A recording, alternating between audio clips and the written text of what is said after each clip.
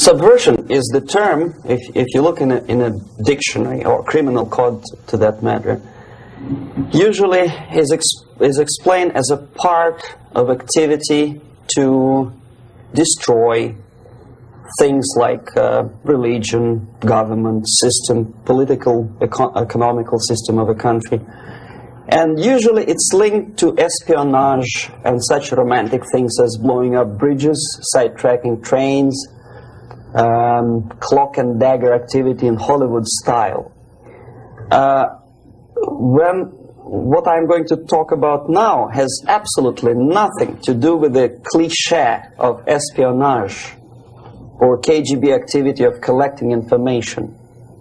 So the greatest mistake or misconception, I think, is that whenever we are talking about KGB, for some strange reason, starting from Hollywood movie makers to professors of political science and quote-unquote experts on Soviet affairs, or Kremlinologists as they call themselves, they think that the most desirable thing for Andropov and the whole KGB is to steal blueprints of some supersonic jet, bring it back to Soviet Union and sell it to the Soviet military-industrial complex. It's only partly true. If we take the whole time, money, and manpower that the Soviet Union and KGB in particular spends outside of USSR border, we will discover, of course there are no official statistics unlike with CIA or FBI, that the espionage as such occupies only 10 to 15% of money, time, and manpower. 15% of the activity of KGB. The rest, 85%, is always subversion. And unlike a dictionary of English, Oxford Dictionary, subversion in Soviet terminology means always a destructive, aggressive activity aimed to destroy the country, nation, or geographical area of your enemy. So there's no romantics in there, absolutely. No blowing up bridges, no microfilms in Coca-Cola cans, nothing of that sort. No James Bond nonsense. It's most of this activity is overt, legitimate, and easily observable if you give yourself time and trouble to observe it.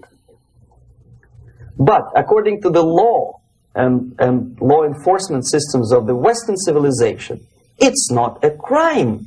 Exactly because of misconception, manipulation of terms. We think that subverter is a person who is going to blow up our beautiful bridges. No. Subverter is a student who comes for exchange, a diplomat, an actor, an artist, a journalist like myself was 10 years ago. Now, subversion is an activity which is a two-way traffic. You cannot subvert an enemy which doesn't want to be subverted. If you know history of Japan, for example, before 20th century, Japan was a closed society. The moment a foreign boat comes to the shores of Japan, the Imperial Japanese Army politely tells them to get lost. And if American salesman comes to the shore of Japan, let's say 60 or 70 years from now back, and says, oh, I have a very beautiful vacuum cleaner for you, with the good financing, he says, please leave us, we don't need your vacuum cleaner. If they don't leave, they shoot them to preserve their culture, ideology, traditions, values intact. You were not able to subvert Japan. You cannot subvert Soviet Union because the borders are closed. The media is censored by the government. The population is controlled by the KGB and internal police. With all the beautiful glossy pictures of Time magazine and Magazine America, which is published by the American embassy in Moscow, you cannot subvert Soviet citizens because the magazine never reaches Soviet citizens. It's collected from the newsstands and thrown to garbage can. Subversion can be only successful when the initiator, the actor, the agent of subversion has a responsive target. It's a two-way traffic. United States is a receptive target of subversion. There is no response similar to that one from United States to the Soviet Union. It stops halfway somewhere. It never reaches here. The theory of subversion goes all the way back 2,500 years ago. The first human being who formulated the tactics of subversion was a Chinese philosopher by the name of Sun Tzu.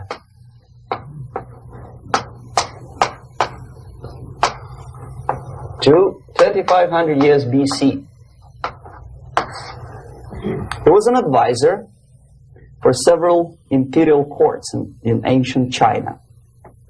And he said, after long meditation, that to implement state policy in a warlike manner, it's the most counterproductive, barbaric, and inefficient to fight on a battlefield.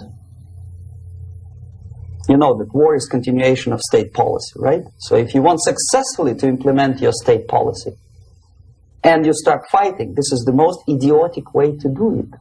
The highest art of warfare is not to fight at all, but to subvert anything of value in the country of your enemy, until such time that the perception of reality of your enemy is screwed up to such an extent that he does not perceive you as an enemy, and that your system, your civilization, and your ambitions look to your enemy as an alternative, if not desirable, then at least feasible. Better red than dead. That's the ultimate purpose, the final stage of subversion, after which you can simply take your enemy without a single shot being fired, if the subversion is successful. This is basically what subversion is. As you see, not a single mentioning of blowing up bridges. Of course, Sun Tzu didn't know about blowing up bridges. Maybe there were not that many bridges at that time. But the basics of subversion is being taught to every student of KGB school in USSR and to officers of military academies. I'm not sure if the same author is included in the list of reading for American officers, to say nothing about ordinary students of political science. I had difficulty to find the translation of Sun Tzu in the library of a university in Toronto and later on here in Los Angeles. But it's a book which is not available. It is forced to every student in USSR. Every student who is taught to be dealing further in his future career with foreigners. What subversion is? Basically, it consists of 4 periods, time-wise. If we start from here and go this way, time, right? This is the beginning point. The first stage of subversion is the process which is called, basically, demoralization. It says for itself what it is.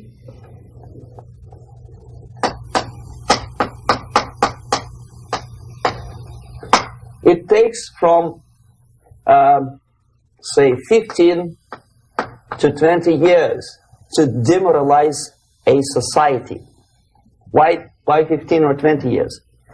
This is the time sufficient to educate one generation of students or children. One generation, one lifetime span of a person, a human being, which is dedicated to study, to shaping up the outlook, ideology, personality. No more nor less. Usually it takes from 15 to 20 years. What it includes? It includes influencing, or by various methods, infiltration, propaganda methods, direct contacts, doesn't really matter. I will describe them later. Of various areas where public opinion is formulated or shaped. Religion, educational system, social life, administration, law enforcement system, military, of course, and labor and employer relations, economy. Okay? 5 areas. I will not write them down because we will not have enough space. Sometimes when I describe all the methods, students ask me question, are you sure this is the result of the Soviet influence? Not necessarily. You see, the tactic of subversion, about which I'm talking, is similar to the martial art, the Japanese martial art. If some of you are familiar with that tactic, probably you will remember that if an enemy is bigger and heavier than yourself, it would be very painful to resist his direct strike. If a heavier person wants to strike me in the face, it would be very naive and counterproductive to stop his blow. The Chinese and Japanese judo art tells us what to do. First to avoid the strike, then to grab the fist and continue his movement in the direction where it was before, right? Until the enemy crashes in the wall. You see? So, what happens here? The target country obviously does something wrong. If it's a free democratic society, there are many different movements within the society.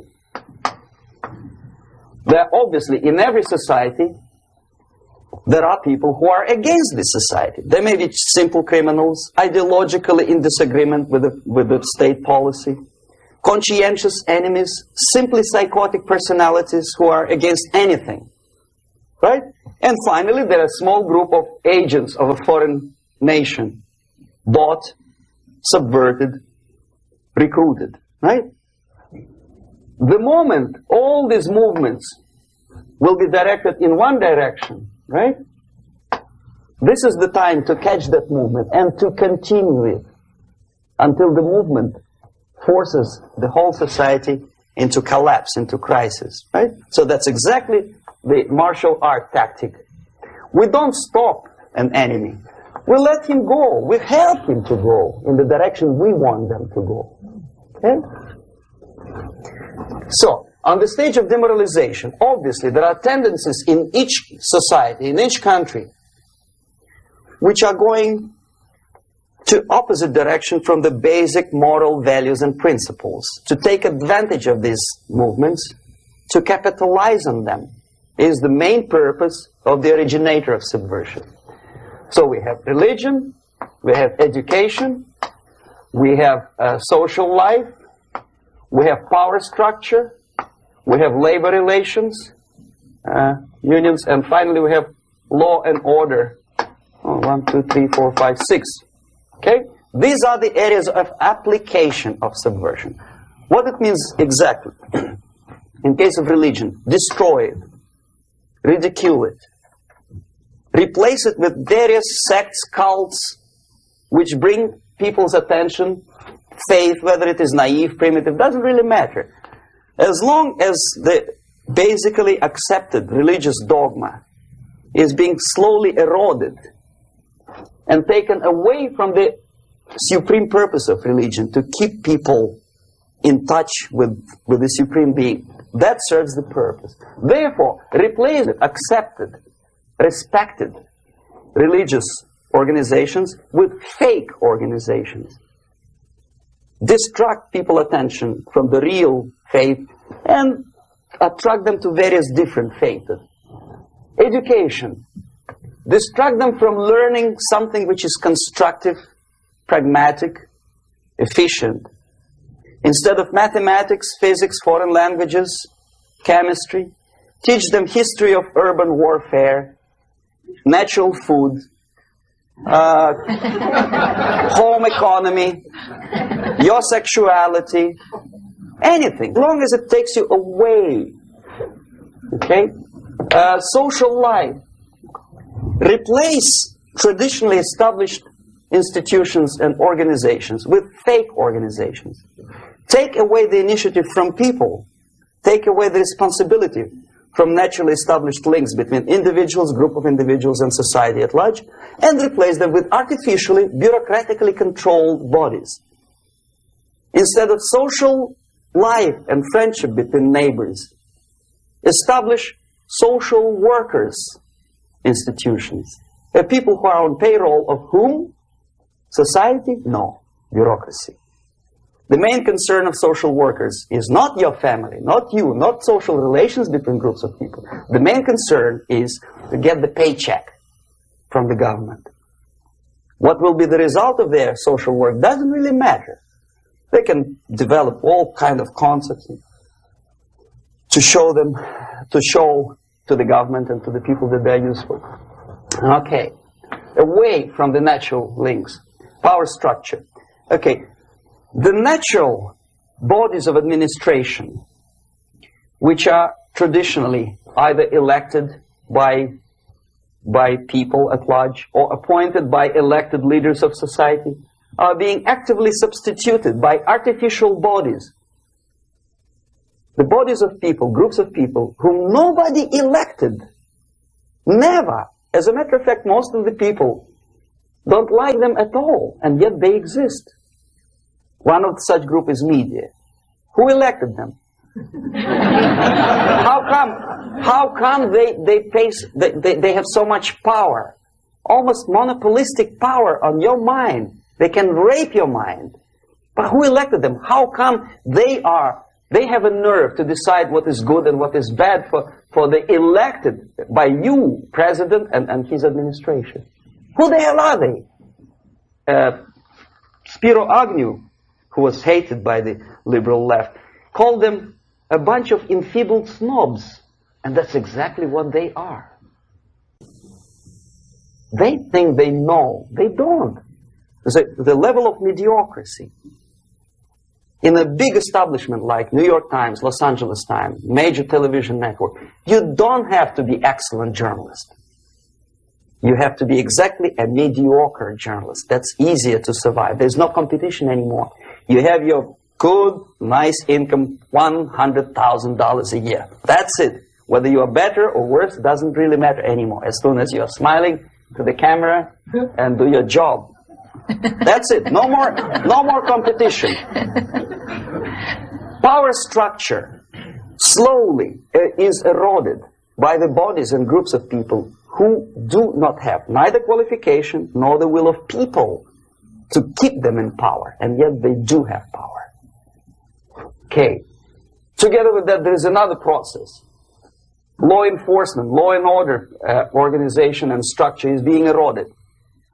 For the last 20, 25 years, if you see old movies and new movies, you can see that in new movies, a policeman, an officer of the United States Army looks dumb, angry, psychotic, paranoid.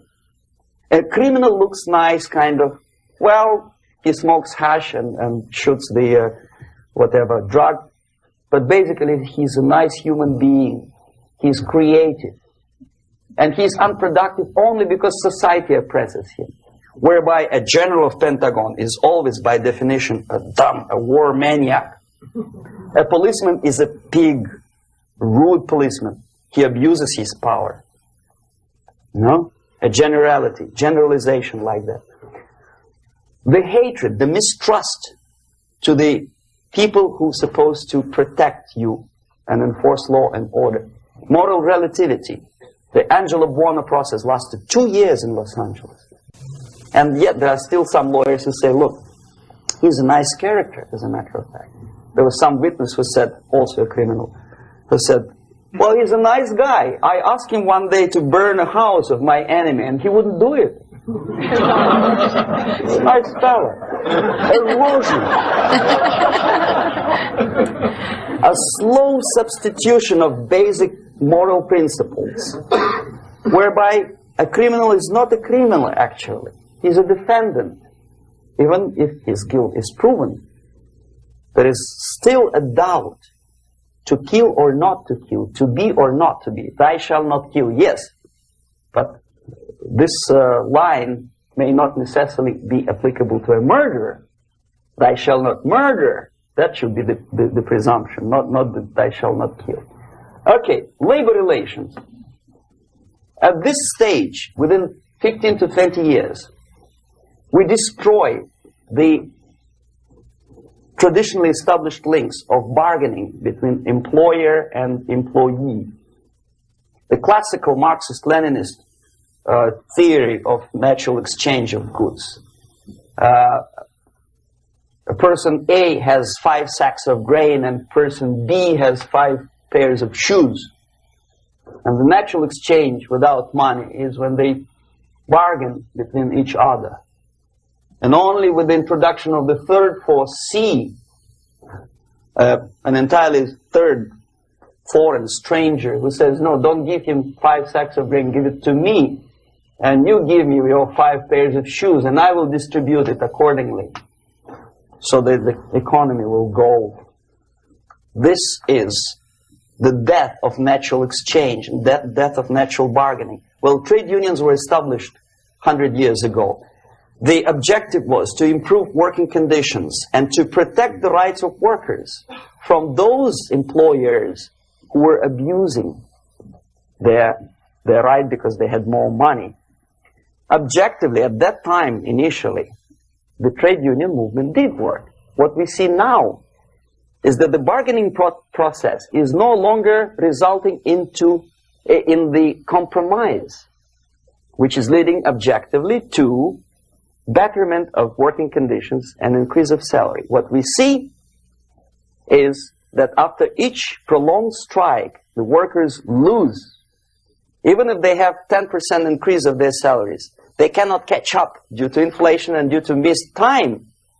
More than that, millions of people suffer from that strike because economy now is interdependent. It's intertwined like one body.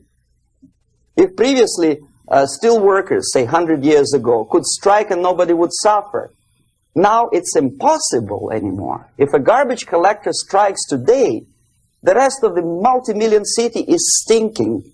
I mean, there's no more service. In Quebec, for example, we had the electricians who were on strike in the middle of winter. You can freeze your bottom, and they still were on strike. Did they catch up with the salary? No, they lost. Who benefited? The leaders of trade union. What is the motivation for strike? Improving of workers' condition? No, obviously it's not. Then what is it? Ideology. To prove to these capitalists. And the obedient horde of workers, like sheep, follow these people. And they cannot disobey. Why? Because if they do, you know what happens to them. Pickets, murders, shooting truck drivers by picketers. In Montreal, for example, I saw with my own eyes when I was correspondent of CBC International, Canadian Broadcasting Corporation, when the workers of aircraft factory destroyed computers and the equipment in the factory. And the administration employed strike breakers. Their cars were turned upside down and burned. Their houses were burned. Their kids were intimidated. And some victims were there. Of that we can be sure. Why? To improve conditions of workers? No. Ideology. Okay, so this is what happens basically. It may or may not happen without the help of the Soviet Union.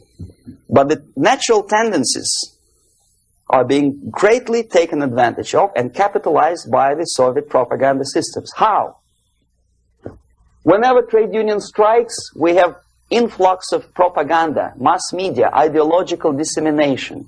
The workers' right, and we repeat it like parrots. Yes, workers' right. Whose rights? Workers? No. The only freedom of worker to sell his labor according to his own desire and will is taken away from him. By whom? By trade union boss. Unlimited power is given. Responsibility. I want to sell my labor not for $2.50 an hour, but for $2. I don't have right. My freedom is denied to me. I know that if I sell my work for $2 an hour, not for $3 an hour, I will compete better with the other guy who is lazy and more greedy. I don't need $3. I need only $2. No, I was made to believe by media, by business, by advertising agencies that I need more and more and more. Have you ever heard any advertising on TV to consume less? No. No way. Whether you need a six-cylinder car or not, you have to buy it. And hurry up. When I was driving here, on the local radio station, an excited announcer said, "You hurry up, rush and save, save, save. There is a pantyhose sale." Save by buying more. Of course. It would be too naive to expect that KGB makes that advertising agency to do such a crazy commercial. No, of course not. But what we did when I was working for Novosti Press, we would snow plow editorial offices, student organizations, religious groups with literature of class struggle. If not directly Marxism, Leninism propaganda, then a propaganda of legitimate aspirations of working class, betterment of life, equality. Equality, mind you. President Kennedy once said, we will make America to believe that people are born equal. Are people born equal? Is there any mentioning in the Bible or any other holy scripture in any religion, if you don't believe me, go to the library and check it. There is not a single word about equality. Just the opposite. By your deeds, God will judge you. What you do is important. The merit of your personality. You cannot legislate equality. If you want to be equal, you have to be equal. You have to deserve it. And yet we build our society on the principle of equality. We say people are equal. We know it is false. It's a lie. Some people are tall and stupid. Others are short, bold, and clever.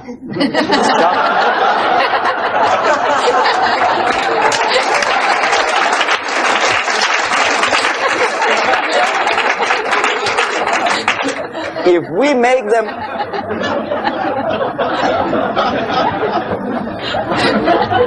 make them equal by force, if we put the principle of equality in the basis of our socio-political structure, it's the same thing as building a house on sand. Sooner or later it will collapse, and that's exactly what happens. And we, as Soviet propaganda makers, are trying to push you in the direction which you go yourself. Equality, yes, equality. People are equal.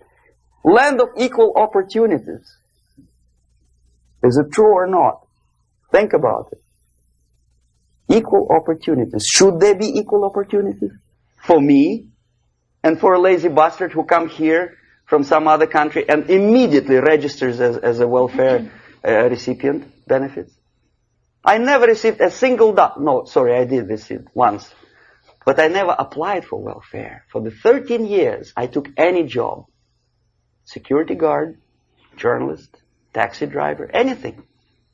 Well, I was restless, but some people don't like it. They immediately. So why should we have equal opportunities? Why?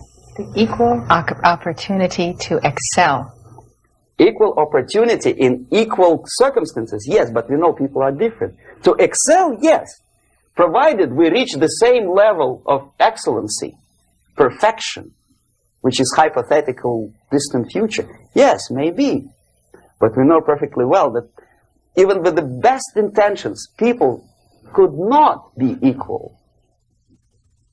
Why should we have equality in the, say, legal system? Myself, I'm considering myself a law-abiding citizen, and a person who comes here to rob and shoot, say, the United States administration under Carter imported thousands of Cuban criminals. They were non-criminals, yet they were accepted. Do you think it's fair if myself and my wife from Philippines, who work like excuse me, horse as a lab technician in a hospital should have the same rights as a criminal from Cuba? Why? And yet we repeat as parrots, equality, equality, equality. And the Soviet propaganda system helps us to believe that equality is something which is desirable. Democracy, as it was established by fathers of this country, of this system in the last century, is not equality. It's the system where different people, unequal people, have a chance to survive and help each other in constant competition, in constant perfection, not in equality, which is superimposed from a godfather or nice person in Washington, D.C. And the absolute equality exists in Soviet Union, quote-unquote equality. Everybody is equal in dirt, except some people are more equal than the others in Politburo. So, the moment you bring a country to the point of almost total demoralization, when nothing works anymore, when you are not sure whether it is right or wrong, good and bad, but there's no division between evil and good, when even the leaders of church sometimes say, well, violence for the sake of justice, especially social justice, is justified in the countries like Nicaragua, El Salvador, well, maybe Rhodesia, and we listen to them and say, yeah, probably it's true. Is it true? No, it is not true. Violence is not justified, especially for the sake of quote-unquote social justice introduced by Marxist-Leninism. That is my former colleague from Novosti Press Agency. Okay, so we reach that point. The next step is destabilization.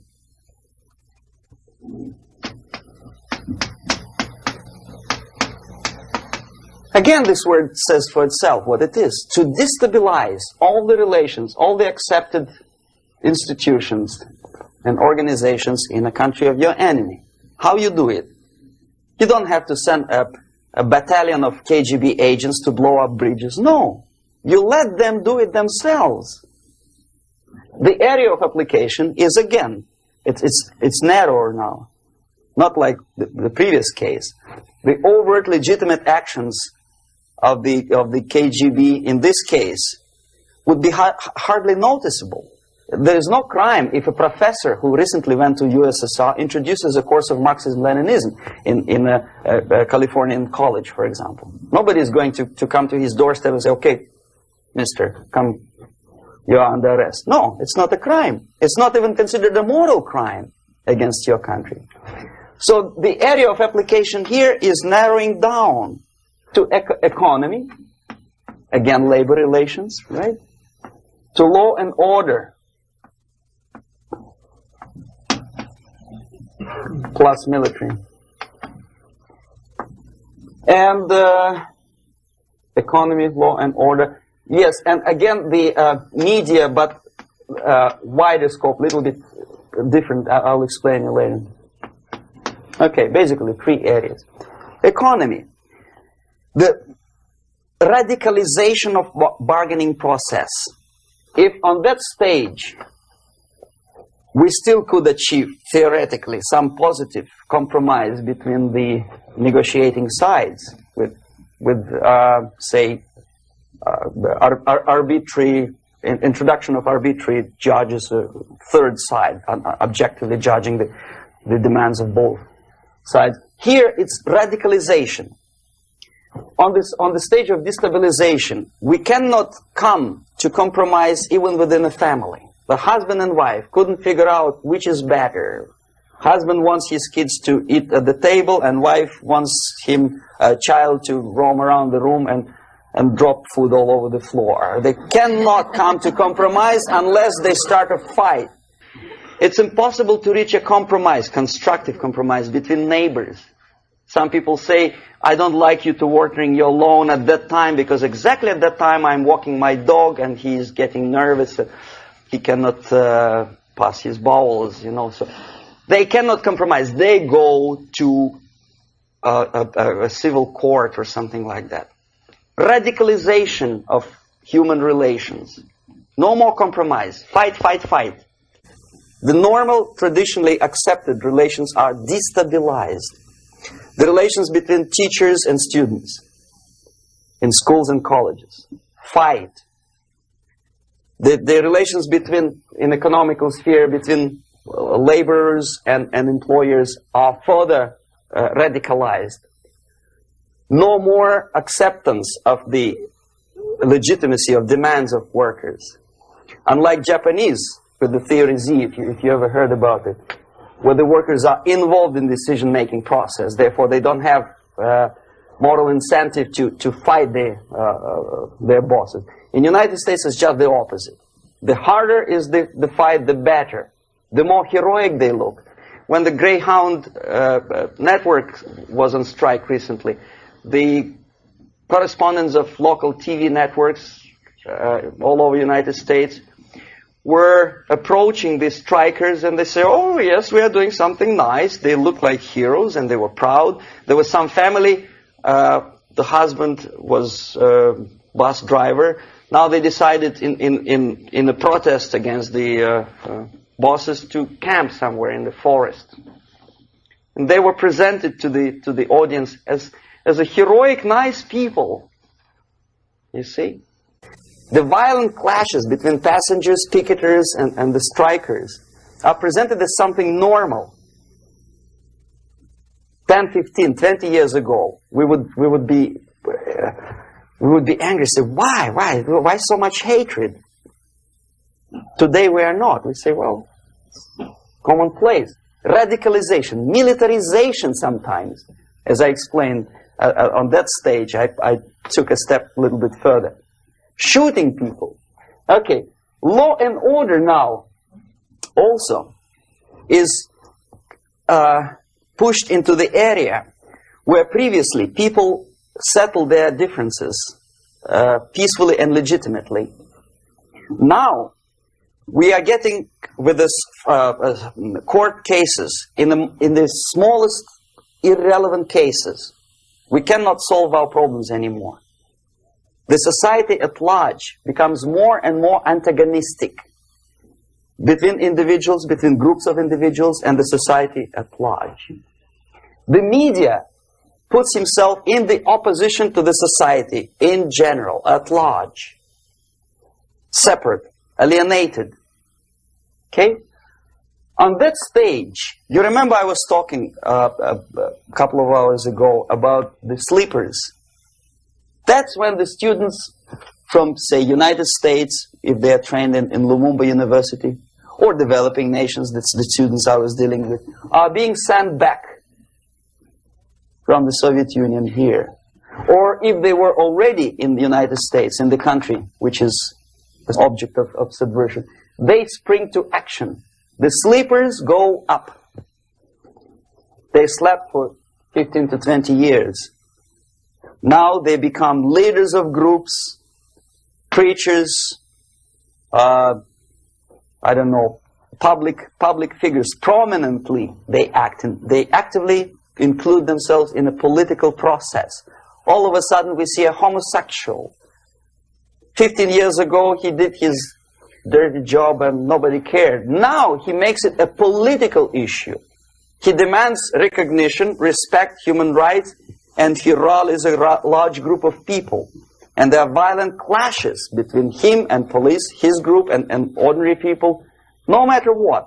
It's black against white, yellows against green, doesn't matter where the division line goes. As long as this group come into antagonistic clash, sometimes militantly, sometimes with firearms, that is destabilization process. The sleepers, many of whom are simply KGB agents, become leaders of the process of destabilization. Doesn't mean that Comrade Andropov sends Comrade Ivanov to the United States. The person who takes care is already here. He is a respected citizen of the United States. Sometimes he gets money from various foundations for his legitimate struggle for, I don't know, human rights, women rights, kid lib, prison lib, whatever. There are sympathetic Americans who donate their money to him. Destabilization process usually leads directly to the process of crisis. In case of developing nations, that's the area where I was active. The process starts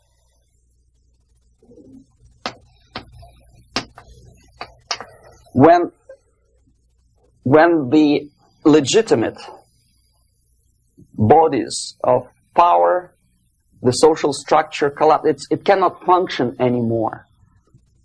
So instead, we have artificial's body injected into society, such as non-elected committees. You remember I was talking about them here. Social workers who are not elected by people, media who are self-appointed rulers of your opinion, some strange groups which claim that they know how to lead society forward. They don't usually. All they care is how to collect donations and sell their own concocted ideology, mixture of religion and ideology. Here, we have all this artificial's body claiming power. If the power is denied to them, they take it by force. In case of Iran, for example, all of a sudden we have revolutionary committees. What kind of revolution? There was no revolution yet, and yet they had the committees. They were taking power of judgment. They had the power of execution, they had the power of legislation, and that they had the power of judicial. All of them combined in one person, who is half-baked intellectual, sometimes graduated from Harvard University or Berkeley. He comes back to his country and he thinks that he knows the answer to all the social, economical problems. Okay? Crisis is when society cannot function any more productively. It collapses, obviously. That's the word for crisis. So therefore, the population at large is looking for a savior. The religious groups are expecting a messiah to come. The workers say, we have family to feed. Let's have a strong government, maybe socialist government, centralized. When somebody put the employers on their place and let us work. We are sick and tired of going to strike and missing overtime and all that stuff. We need some strong man, strong government, a leader, a savior is needed. Population is sick and tired already. And here we are. We have a savior. Either a foreign nation comes in, or the local group of leftists, Marxists, no matter what they call themselves, Sandinista, a reverend or some sort, Bishop Muzureva, like in Zimbabwe, doesn't matter. A savior comes and says, I will lead you. So we have two alternatives here. Civil war and invasion. Okay? See how it goes? Civil war, we know what it is. Lebanon is the best example. The civil war, which was artificially implanted in Lebanon by injection of force of PLO, Palestinian Liberation Organization. Invasion we have in many other countries like Afghanistan, name any East European country, it was invaded by the Soviet army. But the result is the same. The next stage is normalization. Normalization is a very ironic word, of course. It is borrowed from 1968 situation in Czechoslovakia, when the Soviet propaganda and after them New York Times declared the country is normalized. The tanks moved into Prague, so there is no more Prague Spring, there is no more violence. Normalization. At that stage, the self-appointed rulers of the society don't need any revolution anymore. They don't need any radicalism anymore. So this is the reverse from destabilization. Basically, it is stabilizing the country by force. So all the sleepers and activists and social workers and liberals and homosexuals and professors and Marxists and Leninists are being eliminated. physically sometimes. They've done their job already. Okay? They are not needed anymore. The new rulers need stability to exploit the nation, to exploit the country, to take advantages of the victory. Okay? So no more revolutionaries, please. And that's exactly what happens in a number of countries. You remember Bangladesh? This is the crisis in which I was instrumental. First they had Mujibur Rahman. In 1971, he was the leader of People's Party, Awami League, with mustache like Stalin. He was in Russia many times. In 5 years, he was shot by his former colleagues, Marxists. He fulfilled his function. In Afghanistan, it happened 3 times. First there was Taraki, then there was Amin, now there's Babrak Karmal. They killed each other successively, one after another. The moment he fulfills his duty, the first one demoralized country, the second destabilized, the third one brought it to crisis. Goodbye, comrades. Babrak Karmal comes from Moscow and put into the seat of power. Same thing happened in Grenada recently. Maurice Bishop, Marxist, was killed by Austin, what's his name, General something, who was also a Marxist. Right? So no more revolutions, please. Normalization now. From now on, no more strikes, no more homosexuals, no more women lib, no more kid lib, no more lib, period. Good, solid, democratic, proletarian freedom. That's it. Now, to reverse this process takes enormous effort. When today, United States had to invade Grenada to reverse the process of subversion. Some people say, boy, this is not good, it's not kosher to invade the beautiful country, island of Grenada. Well, why didn't you stop the process here, when Grenada was just approached by leftists? Why not to prevent Maurice Bishop to come in power in the first place? Did Grenadians want him? Very questionable. They didn't know who was Maurice Bishop in the first place. He came to power by coup d'etat himself. Okay? No, we let the situation develop further and further and further until the crisis and normalization very soon. And then the United States decided to invade country, discovering that the country was absolutely a military base for the Soviet Union. Of course it's a drastic measure. Of course it's a pity that Marine Corps had to lose, what, 17 lives. Very bad. Why not to stop the process before it comes to crisis? Oh no, intellectuals will not let you. It's interference into domestic affairs. They're very careful not to let American administration to interfere in domestic affairs of Latin American countries. They don't mind Soviet Union interfere in these affairs. Okay. So to reverse this process, from here, it takes only and always military force. No other force on earth can reverse this process at this point. At this point, it does not take military invasion of the United States Army. It takes strong action, like in Chile. A CIA covert involvement to prevent the savior from outside to come into power and to stabilize country before it erupts into civil war.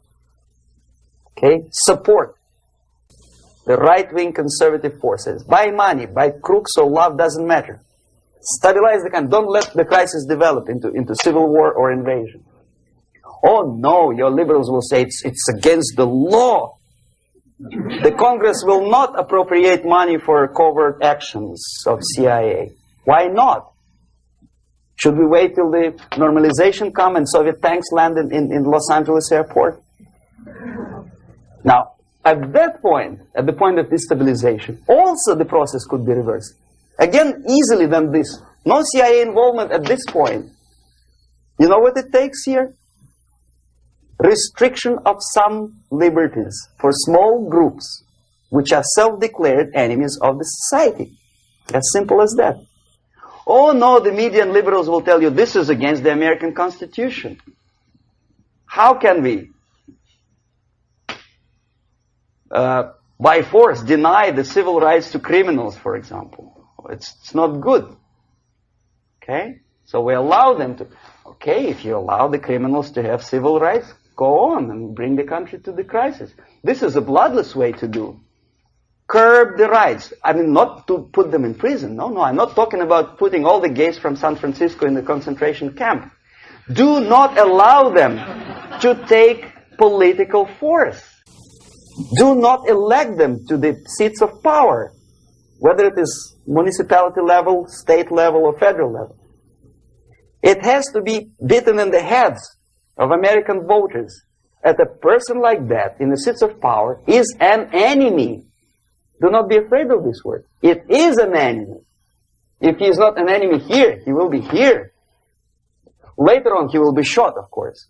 But at this point, he is an enemy. Okay? You are doing great service by denying him a right to capitalize on his own crazy ideas and become a powerful man, a man who uses the seat of power.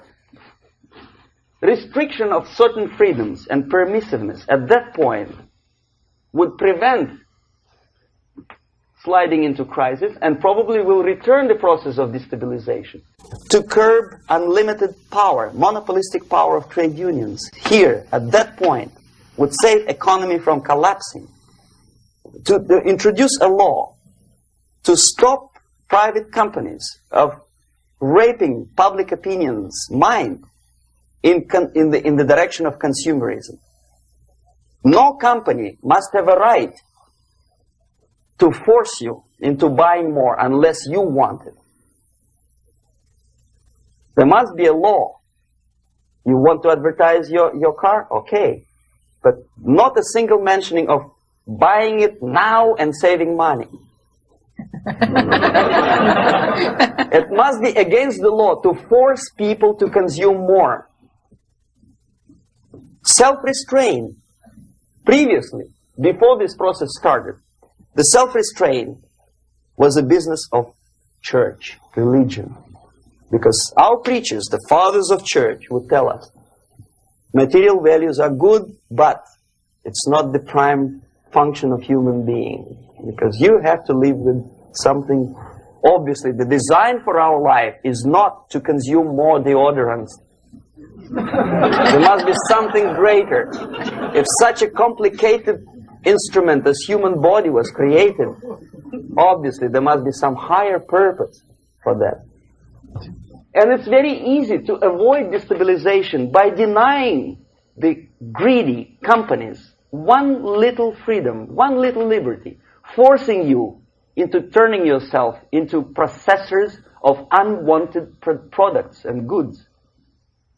They turn you into machines, like the worm who there's inlet and outlet. So, and how long an average appliance lasts these days?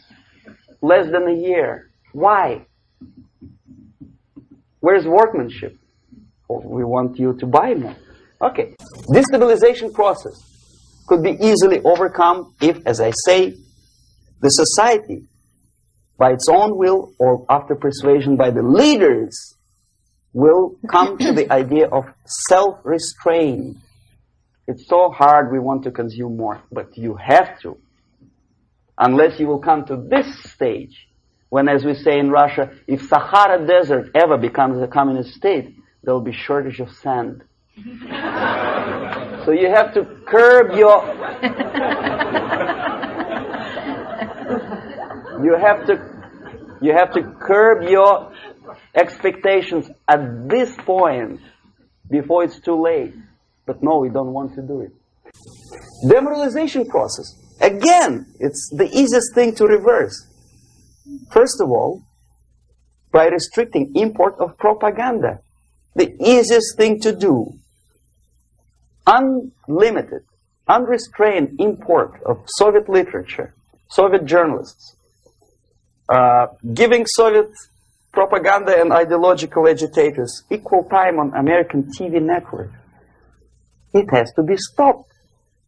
And it's easy. They won't be offended, mind you. As a matter of fact, they will respect America more. But when my former colleague Vladimir Posner appears on Nightline, and Ted Koppel asks him, well, Vladimir, what do you think about this? And what can he think? He is an instrument of propaganda. He thinks what Comrade Andropov tells him to think. He's just a nice, articulate mouthpiece of the Soviet subversion system. And Ted Koppel makes you believe that my friend Vladimir Posner thinks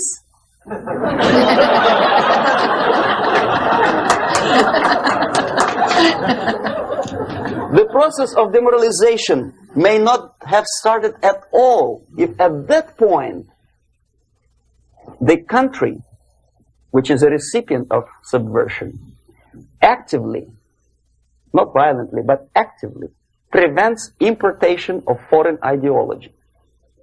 I don't want America to follow the pattern of ancient Japan. You don't have to shoot every foreigner when it approaches the sacred borders of the United States. But when he offers you a junk in the disguise of very shiny something, you have to tell him, no, we have our own junk.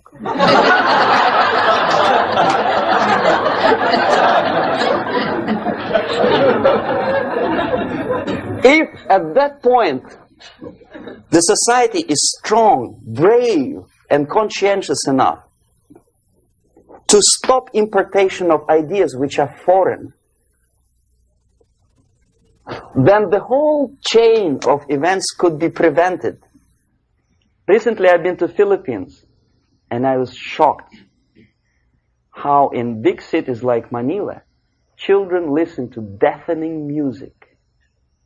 A melodious nation with long traditions of good, nice ethnic music, introduced by Spanish long time ago, maybe 2 centuries, 3 centuries ago, I don't remember how long. All of a sudden listen to musical garbage, blasting their radios at full blast, at full volume. Why? In India, I spent many years watching the reactions of Indians walking out of movie theaters after seeing Hollywood production. They couldn't figure out why Americans are so wasteful. They smash their cars, their shiny cars, every 5 minutes. How come they shoot each other for $500,000? Is it true that they're so obsessed with sex? Can you imagine showing a movie where each 5 minutes there's a copulation on the screen to a country like India with long tradition of respect to these private matters, or to Pakistan? And United States expect these people to respect you? No way. Oh yes, they will see the movie, they'll pay 5 rupees to see that garbage, but they walk out and will tell their kids, don't respect Americans, don't be like Americans. See? So, the process of demoralization could be stopped right here, both as an expert and as an import. And that takes one step, one very important thing to do. You don't have to expel all the KGB agents from Washington, D.C. The most difficult and at the same time the simplest answer to the subversion is to start it here and even before,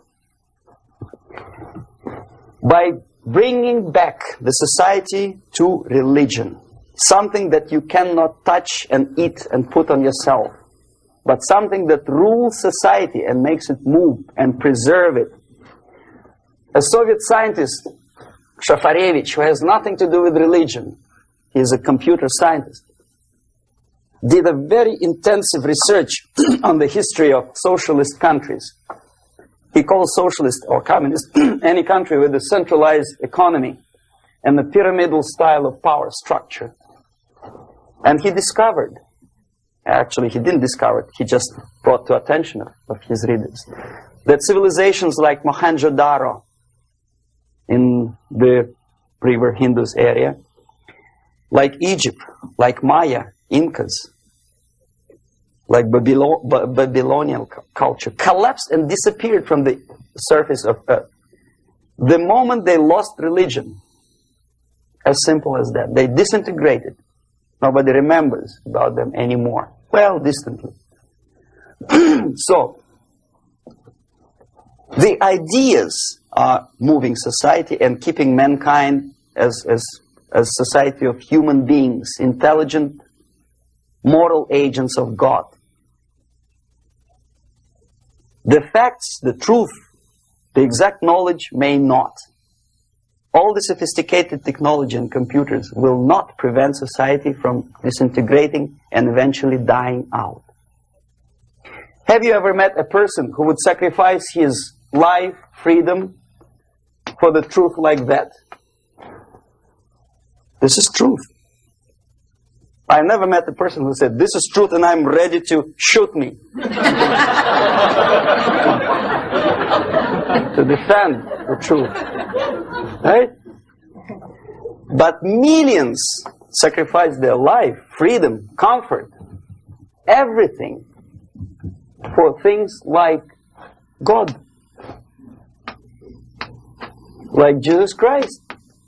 It's an honor. Some martyrs in the Soviet concentration camp died. And they died in peace. Unlike those who shouted, "Long live Stalin," knowing perfectly well that he may not live long. Something which is not material moves society and helps it to survive. And the other way around. The moment we turn into 2 by 2 is 4 and make it a guiding principle of our life, our existence, we die. Even though this is true, and this we cannot prove. We only can feel and have faith in it. So the answer to ideological subversion, strangely enough, is very simple. You don't have to shoot people, you don't have to aim missiles and Pershings and cruise missiles at Andropov's headquarters. You simply have to have faith and prevent subversion. In other words, not to be a victim of subversion. Don't try to be a person who in judo is trying to smash your enemy and being caught by your hand. Don't strike like that. Strike with the power of your spirit and moral superiority. If you don't have that power, it's high time to develop it. And that's the only answer. That's it. Thank you.